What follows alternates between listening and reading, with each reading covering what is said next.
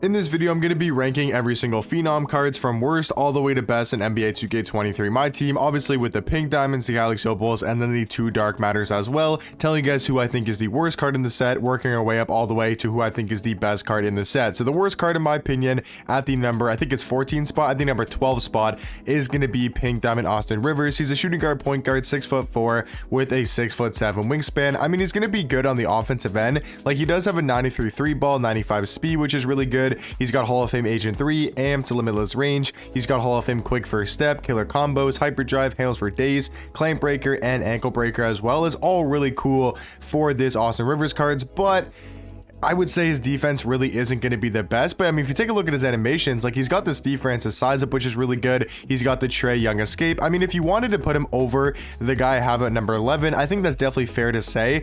I'm going to put Michael Carter Williams at number 11 though, just because he's 6'6" with a 6'7" wingspan, and he's going to be a much better defender than Austin Rivers, but offensively not going to be anywhere near as good. Like, his jump shot really isn't the best, only has MJ dribble style and Kobe Bryant escape. That one I think is really close. It just depends what you want out of your point guard. I think the more fun card is obviously going to be Austin Rivers. Has some great dribble sigs, has a very solid jump shot and very quick timing, but I think overall as a card, I would take Michael Carter Williams, but very similar. I mean, I don't think either of these cards are really that great. At the number 10 spot, we finally get into our first good card from this Phenom set, is going to be Galaxy Opal John Wall, which is a really good point guard. He's 6'4" with a 6'9" wingspan. They actually gave this card some very good defensive stats with a 90 block, 97 steal, 96 lateral quickness, 97 perimeter, and an 88 interior defense. So very surprised with how good of a defender this John Wall card is. He's also got Hall of Fame clamps and Hall of Fame glove, which is really good on the defensive side of things. And then we know offensively,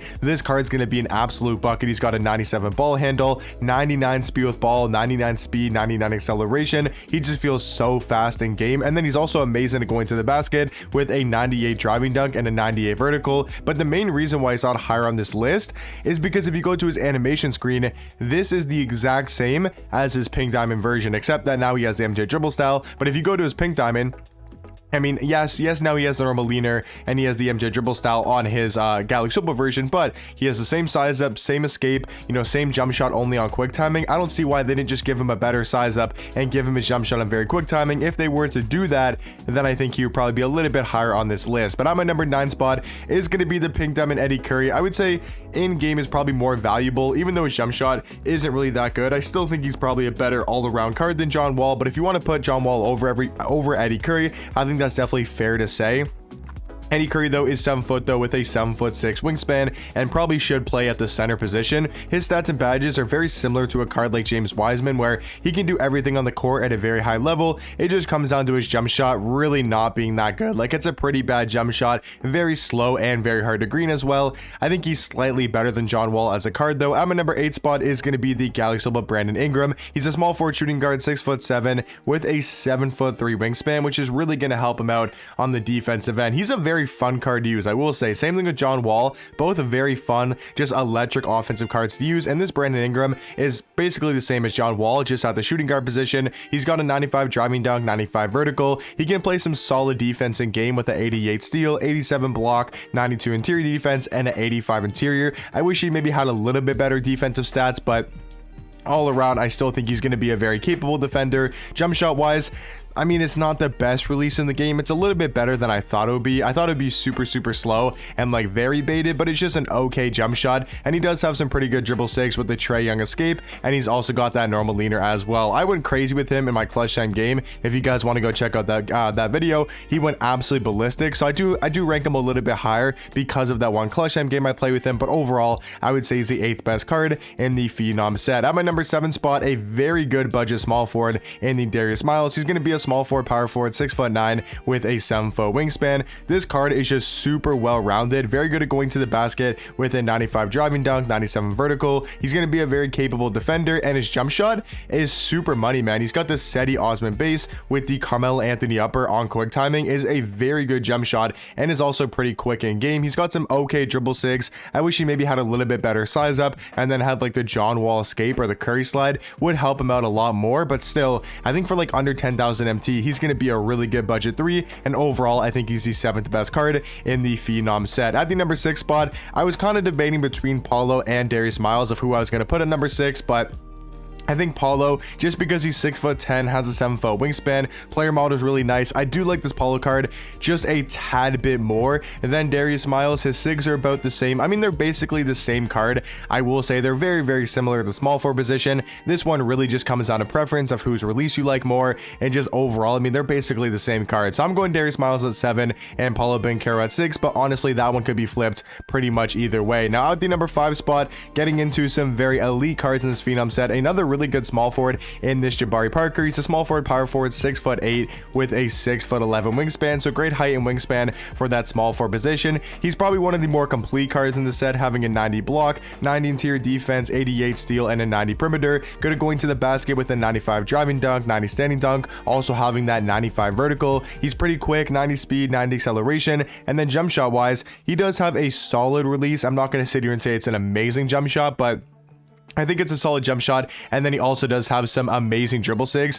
with the Kemba Walker size up and the Trae Young escape. So his movement's going to be really good. He's great at attacking the basket with the quick drops off one and the front clutches. So he's got amazing dunk packages. He's got the normal leaner, solid jump shot, and some very good sigs, being a 6'8" small forward with really good stats and badges. At my number 4 spot is going to be the Galaxy Opal Evan Mobley. I think this number 4, I think these top 4 is pretty obvious. It just depends what order you want to put these cards in. I got Evan Mobley at the number 4 spot though, being a 7-foot power forward slash center with a 7'4" wingspan. He's going to be an elite defender with a 97 block, 96 interior defense, a 90 steal, and a 92 perimeter. It doesn't really matter too much stats and badges for this card. It really just comes down to his jump shot. And I gotta be honest, his release, even though it's on very quick timing, which I know sounds like it's going to be super quick and a great jump shot, it just isn't a good release. I'm not gonna lie to you guys. It's way better than like an Eddie Curry jump shot, that's for sure, but I just don't know about that jump shot. But yeah, my number 3 spot is going to be the Dark Matter Lonzo Ball. I think number 3 and number 2, the 2 Dark Matters, is really a flip-flop between Lonzo Ball and Shaq. I'm going to put Shaq over Lonzo just because I think he's a little bit better at his position. He's got great dribble sigs. Yes, his jump shot is terrible, and he only has a 63 ball, but he does everything else at such a high level that if you can green with the Shaq card, he could be super dominant. But Lonzo, I mean, he's another decent point guard. I wasn't really sure who to put over each other, so maybe I'll put Lonzo over Shaq, because it really depends. Can you green with the Shaq card? Because if you can knock down a wide open 3 with the Shaq card, then I do think he's better than Lonzo. But I think for now, I'll say Lonzo is a little bit better as an overall card. And then at the number 1 spot, it's going to be this Jonathan Bender. He is an absolute demigod at the small forward position. He's 7 foot with a 7'4" wingspan. And just imagine Tim Thomas, but he's 7 foot. That is basically what this card is, and updated stats and badges. Because if you compare him to a card like Tim Thomas, right, who was the god, you know, basically like the first OP demigod we got in the year, the guy that had crazy longevity. If you compare their stats, yes, Tim Thomas might be better in some categories, but overall, I would say Jonathan Bender has the better all-around stats. You look at the badge count, I mean, it's similar in a sense, but Jonathan Bender does have 3 more Hall of Fame badges and 10 more golds. So they're very similar stats and badges wise, but you look at the animations, I would say Tim Thomas's release might still be better. I think it probably is a little bit better, but this Jonathan Bender release is super nice on quick timing, and then he's also got very good dribble sigs as well. So he's basically just Tim Thomas, but he's 7 foot. So an amazing card in Jonathan Bender. I do think he's the new best small forward in the game, and all around is the best card from the Phenom set. But let me know in the comment section down below, what do you guys think about my ranking? And also let me know some of your guys' favorite cards from this new free Phenoms promo, and I'll catch you guys in the next one. Peace.